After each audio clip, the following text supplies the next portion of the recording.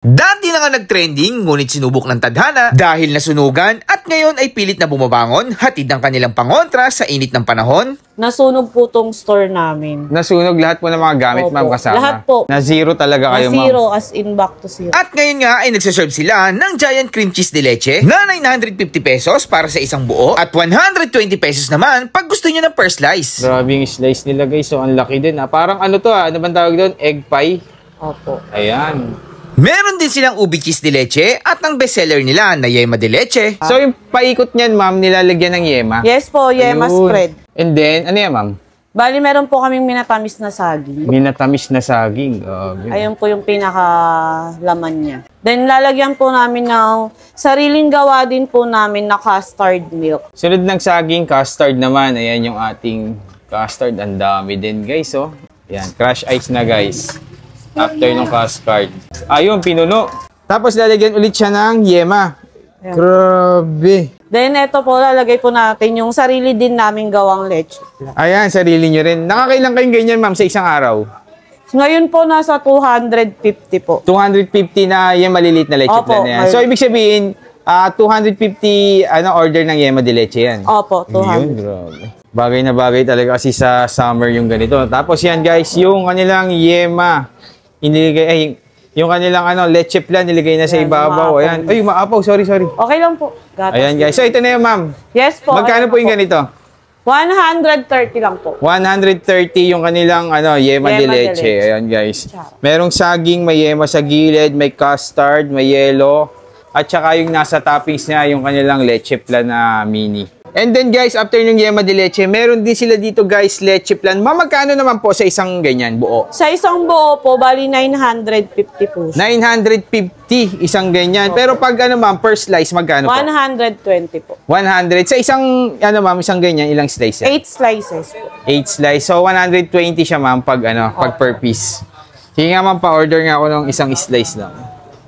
Yan, guys, oh. Grabe. Ilang inches yan, ma'am, yung leche plan? Hindi ko pa po nasukat. Pero tingin ko mga siguro. Mga 8, gano'n siguro. Yung Bali, hindi lang po kasi siya basta leche plan. Ano po siya? May base din po siya ng cream cheese. May base din ng cream Parang cheese. Mexican leche plan. Pero ma'am, kayo dati nag-trending na, ma'am, no? Yes po, sa mini donut po. Ano pong nangyari, ma'am, dun sa dating trending nyo dati?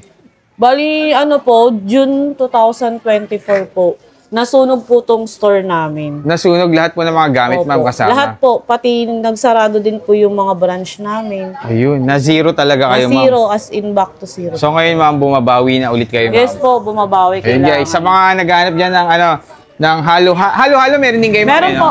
May halo-halo din sila dito, tapos may mga silog meals din, no? Meron tapos po, may pasta, mga merienda po. Merienda, lahat, guys, nandito. Dito lang yan sa Yanis. Ma'am, tanong ko lang, saan ang exact location nyo?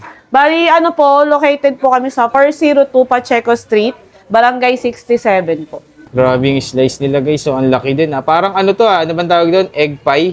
Opo. Ayan. So, hindi lang siya basta leche plan, ma'am? Hindi po. Ay, hindi lang siya basta, Hindi basta leche plan. Anong Cream cheese de leche po yung tawag na. Cream cheese de leche kasi yung gitna niya is May cream cheese May po. cream cheese. Ayun, guys. Pero itong maliliit, ma'am, binibenta nyo rin, hindi? Hindi po, pang lang po talaga siya. Pang toppings lang talaga, ayun. Anong pinakamabenta nyo ngayon, ma'am? Bali, eto po sa ngayon, tas lahat po ng kunyelo namin. Kunyelo. Anong oras po kayo open, ma'am? Sorry. Open po kami ng 4 p.m. hanggang 4 a.m. po. Ayun, sige guys, tikman na natin to guys, yung kanilang yema de leche at saka itong isang slice ng yan guys, tama-tama, mababang sugar ko ngayon. Tikman na natin to. So bago tayo magtikiman time guys, kasama pa rin natin ang Super Lola guys, ang tunay na bangoong guys. Napakaganda nito guys kasi hindi malansa yung alamang niya, and then pinong-pino yung pagkakagawa ng alamang, and hindi malansa, and affordable to guys for only 128 pesos yan. Perfect sa mangga, sa singkamas, at kahit anong ulam yan guys. Bagay na bagay itong ating Super Lola Bagoong. Available to sa lahat ng online shopping app. Try nyo na guys, itong ating Super Lola Bagoong. Ayan. So mga ka-food trip, ito na nga, napadayo na tayo dito sa Yanins guys, dito sa Pacheco Street, Tondo, Manila. So titikman na natin guys yung kanilang leche flan for only 950 pesos. Ganyan nakalaki na leche flan. And hindi basta to leche flan guys ha. Meron tong tawag nila dito ay giant cheesecake. Yan, meron kasing cheesecake sa loob. So, per slice ay 120. So, ito yan guys. Tikman natin. Ayan, para siyang floppy, no? Ayan, gumagalaw-galaw siya. Tikman natin. Lasang-lasa mo yung cream cheese talaga nasa loob niya. And then yung lasa ng leche flan, nandun pa rin guys. Sarap. Medyo floppy siya. Ayan, sa ibabaw.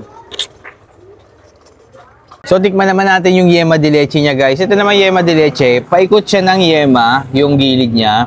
Tapos may saging. Tapos may custard na homemade. And then meron din tong ano, ayan yung leche flan sa ibabaw. Yan yung mga sangkap naman niya. Tikman natin. Parang ang tamis nito guys. Tingnan natin yung pinaka-ano niya.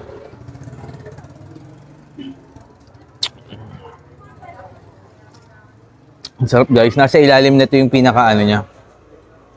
Sa unang makakain natin dito, syempre, yung kanyang leche flan eh, no? Oh, grabe. And syempre guys, nasa pinaka-ilalim yung saging niya. Ayan, makikita natin yung mga nilagay sa kanya. Ayan guys, oh, may saging siya. Yema de leche po, only 130 pesos. May yema ka na, may saging, may custard. Pag nahalo-halo mo na siya, hindi na siya ganun katamis.